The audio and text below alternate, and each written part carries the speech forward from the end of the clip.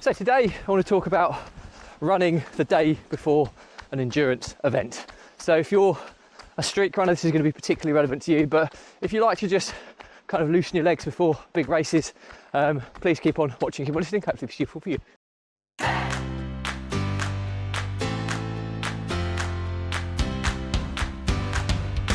Welcome back to consecutive day 1819 of a diary of a runpreneur.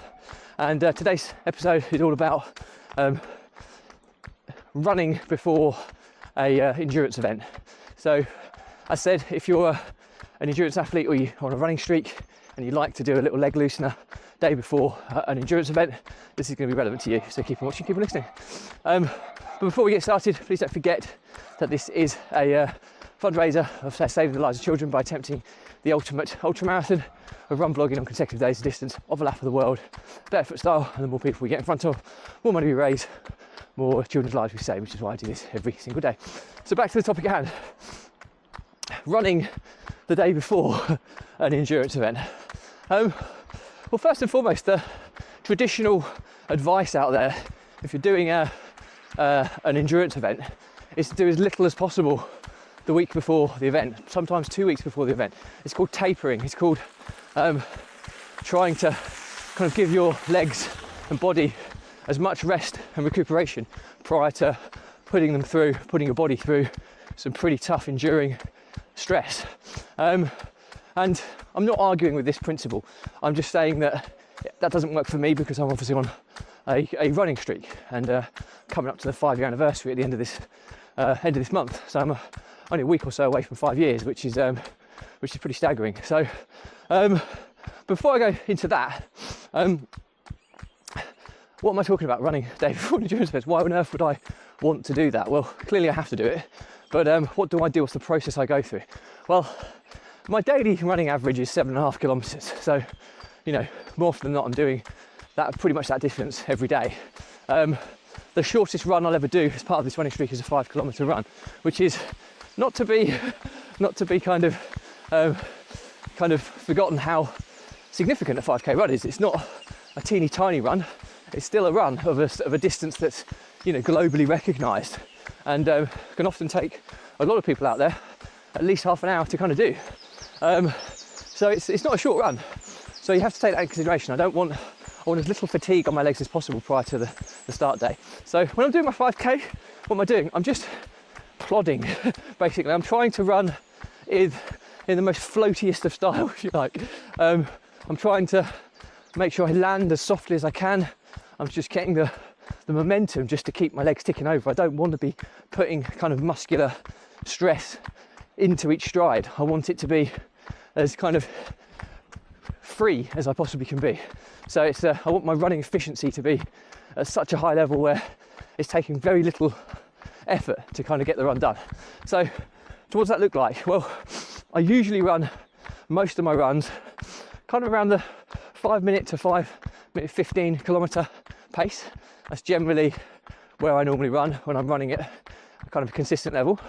But today I'm running at 6 minute 25 kilometer pace.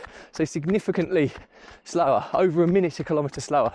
And I'm absolutely fine with that. And it will take me obviously over 30 minutes to do a 5 kilometer run, which is incredibly slow for me, but it's doing its job. I'm just getting my legs loose. Okay, and then what I'll already do as well when it comes to an endurance race, I'll always run first thing in the morning the day before. So I have maximum space before the endurance race begins to give my legs the biggest amount of space before the event. So that's what I do. And what you're ultimately trying to do is just get some oxygenated blood pumping through your muscles, trying to loosen them up, kind of trying to recover from any strains or kind of stiffness prior to the actual race day. And if you're doing any more than that, it's a recipe for disaster. So learnings from my diary today are that running the day before an endurance event is not recommended. It's just not. However I try and kind of spruce it up to say, oh, it's really good, it's not. The recommended advice is to not do it. And if you're doing an endurance event, a week or even 2 weeks before the event, you'll be tapering. So you'll be doing as little as possible to give your body maximum rest and recuperation prior to race day. But if you're doing a running streak, or you just go insane when you stop running and you need to get out there, then if you do it, then just make sure you take the necessary precautions. And what I do is I generally do the minimal distance that I'd normally run. So for me, it's a 5 kilometre run, and I'll do it at an incredibly slow pace. So it'll be like a plodding pace, but plodding's not the right word. I'm trying to run in the most efficient way I can. I want to float around that 5k in a speed that feels almost effortless. That's what I'm aiming for. And if I do that, then what's happening is I'm getting oxygenated blood around my muscles that are potentially getting rid of any, hanging fatigue or lactic acid or stiffness out of my body, and I'm just kind of loosening myself and just making sure that everything feels okay and I feel chilled and relaxed prior to race start day. The other thing to remember is if you're going to do it as early as possible on the day before the event, so you've got maximum amount of recovery time before you actually have to get to the start line. So it's just, I started this run at about 7:30, so this morning, and my race doesn't start until tomorrow at 10 a.m. So I'm going to get a good 26 hours or so recovery before I have to get on that start line, which is really important. So anyway, hope that's useful. Any questions or comments, anything relevant, I'll respond to. Please don't forget though that if you believe in my mission of saving the lives of children by attempting the ultimate ultra marathon of run vlogging on consecutive days of distance of a lap of the world for effort style, do give this a subscribe, share, like and comment. More people we get in front of, more money we raise, more children's lives we save, which is why I do this every single day. Thank you as always.